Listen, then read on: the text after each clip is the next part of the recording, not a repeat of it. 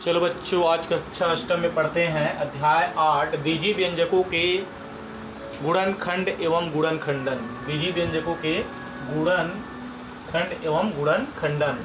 तो इसमें जो बीजी व्यंजक है, बीजी व्यंजक निष्कृष्ट चर और अचर मिल करके एक व्यंजक देते हैं, जिसको हम क्या कहते हैं? बीजी व्यंजक कहते हैं। जैसे स्पष्ट है, जैसे इसमें हम लेते हैं अचर 6 है, चर क्या है?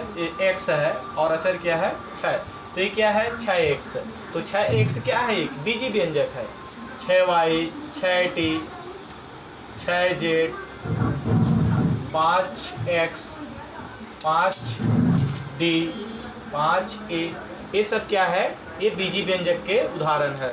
तो बीजी व्यंजक के उदाहरण के पश्चात हम इसमें देखते हैं, तो आपको समझ में आ गया होगा कि ये क्या है? बीजी व्यंजक है 6x, 5x, d। अब इसका हम क्या करेंगे? गुणनखंड, संख्याओं का गुणनखंड करना आपको बताए थे फर्स्ट अध्याय में वर्ग एवं घन के अंतर्गत। अब इसमें हम देखते हैं बीजी व्यंजकों का गुणनखंड कैसे करते हैं। तो इसमें बीजी व्यंजकों के गुणनखंड जैसे करते हैं, तो इसमें स्पष्ट है, जैसे 4 यहाँ पे, जैसे यहाँ पे 2x है, 2x है, तो इसका हम गुणनखंड करेंगे तो स्पष्ट है इसका गुणनखंड क्या होगा? एक तो स्थिति अनुसार जैसे हम क्या है 2 का गुणनखंड करेंगे तो एक और क्या होता है? 2 होता है। x का गुणनखंड केवल 1 और x होता है। x का गुणनखंड क्या होता है? 1 और x, यानी एक सभी में रहता है। तो इस तरह से इस दोनों का ये गुणनखंड होता है, एक एक का। अब दोनों का मिश्रित स्वरूप निकालते हैं, दोनों का मिश्रित स्वरूप। तो एक आ जाएगा, एक है, एक के बाद क्या है? 2, और 2 के बाद क्या है? x। अब इसके पश्चात दोनों मिलाकर के इसके गुणनखंड स्वरूप में क्या होता है? 2x। तो इस 2x का गुणनखंडन ये इतने पद होते हैं, 1 2 3 4 पद। कितने पद होते हैं? 4 पद। तो इस तरह से गुणनखंड आपको करना है। तो ये स्पष्टता है इसका क्या गुणनखंड प्रक्रिया में ये क्या है? संभावित गुणनखंड है। क्या है? संभावित गुणनखंड है।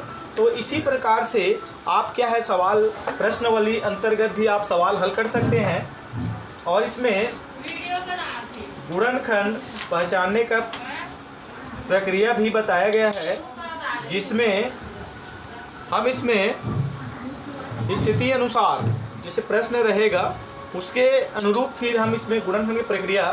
तो इसमें गुणनखंड की प्रक्रिया में एक आपका गुणनखंड विधि प्रक्रिया अंतर्गत जैसे देखते हैं सारणी प्रक्रिया अनुसार है। क्या है? सारणी।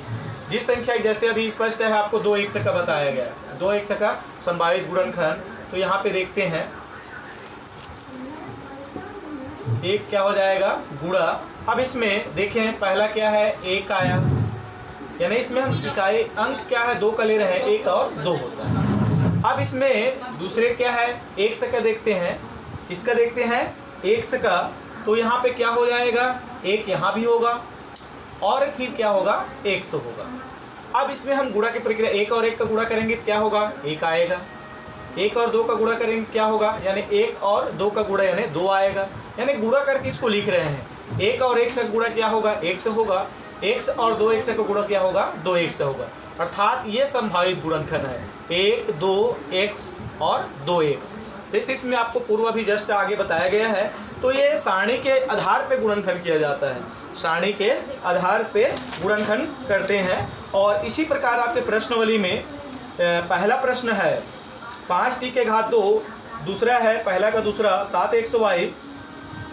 तो इस सवाल अंतर्गत हम देखते हैं प्रश्नावली 8.1, प्रश्नावली 8.1, जिसमें सवाल इसमें देखते हैं जैसे पहला क्या है? 5t का घात 2, 5t का क्या है?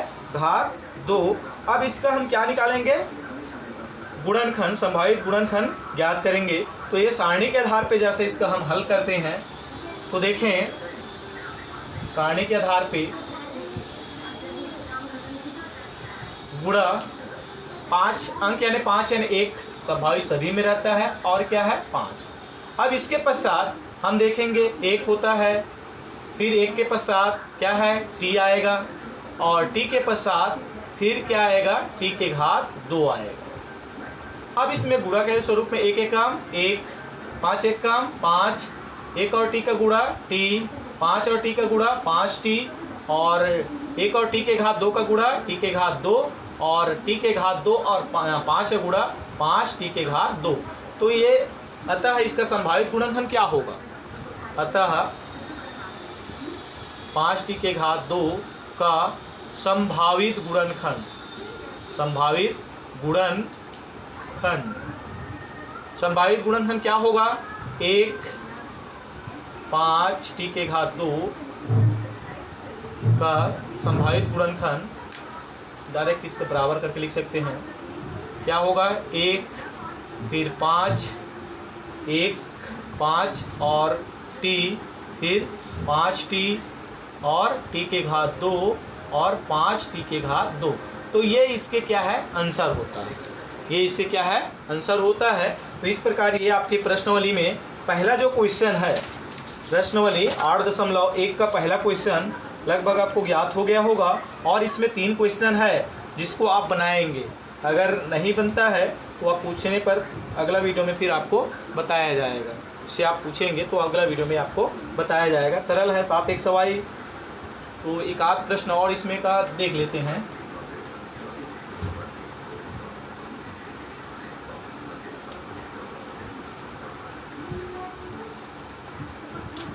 देखें 14 प्रश्न है, तीसरा इसमें का 14 एल के घात 2m, एल के घात 2m। तो इसमें संभावित प्रक्रिया अंतर्गत जैसे हम गुणनखंड करते हैं तो इसमें क्या क्या आएगा, उसमें देखें हल सारणी अनुसार ही बनाते हैं।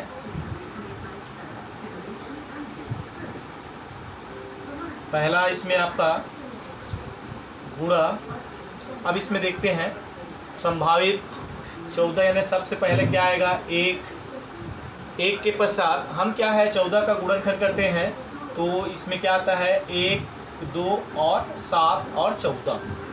1 के बाद क्या आएगा 2, और 2 के बाद क्या आएगा 7, 7 दूनी 14, और 7 के बाद क्या आएगा 14। तो इस तरह से ये इसका, इस तरह से यहाँ लास्ट 14 तक के ये इसका गुणनखंड यानी संख्या का होता है, इसका होता है संख्या का। अब इसके पश्चात जो चर है, तो चर में पहला फर्स्ट तो 1 होगा।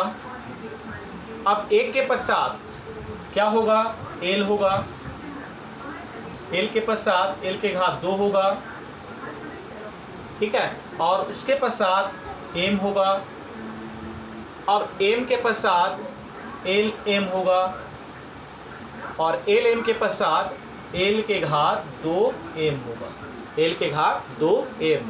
तो इस तरह से अब इसमें हम गुणा अनुसार इसका देखें, 1 एक कम 1, समझ में आ गया होगा, 2 का गुणा करेंगे 1 और 2, 2 एक कम 2, 7 का गुणा करेंगे 7 एक कम 7, 14 एक कम 14। अब इसके पश्चात हम किससे गुणा कर रहे हैं, एल, तो एल एक कम एल, 2l, 7l, और फिर ये 14l। अब इसके पास एल के घात 2 है, तो एल के घात 2, 2l के घात 2, 7l के घात 2, और 14l के घात 2। ये आपको क्लियर होता है। अब m से गुणा करेंगे तो m, 2m, 7m और 14m, ये क्लियर हुआ। lm से गुणा करेंगे तो lm, 2lm, 7lm और 14lm। अब इसके बाद l के घात 2 है, तो l के घात 2m, 2l के घात 2m, 7l के घात 2m और 14l के घात 2m। तो इस तरह से ये इसके संभावित इतने गुणनखंड यहाँ पे इसके आंसर थ्रू में ये होता है। तो लास्ट में इसको हम लिख सकते हैं 14l के घात 2m का संभावित गुणनखंड 1 2 7 14, l 2l 7l 14l, l के घात 2, 2l के घात 2, 7l के घात 2, 14l के घात 2, m 2m 7m 14m, lm 2lm 7lm 14lm, l के घात 2m, 2l के घात m, 7l के घात m और 14l के घात 2m। तो इस तरह से इसके संभावित गुणनखंड होते हैं। तो और इसमें शेष इसमें 2 क्वेश्चन आपको बताया गया है, 2 प्रश्न आपका बचता है। तो इस तरह से शेष आप बनाएंगे और फिर इसमें प्रश्न अंतर्गत प्रश्न दूसरे को कल के वीडियो में आपको बताया जाएगा। धन्यवाद।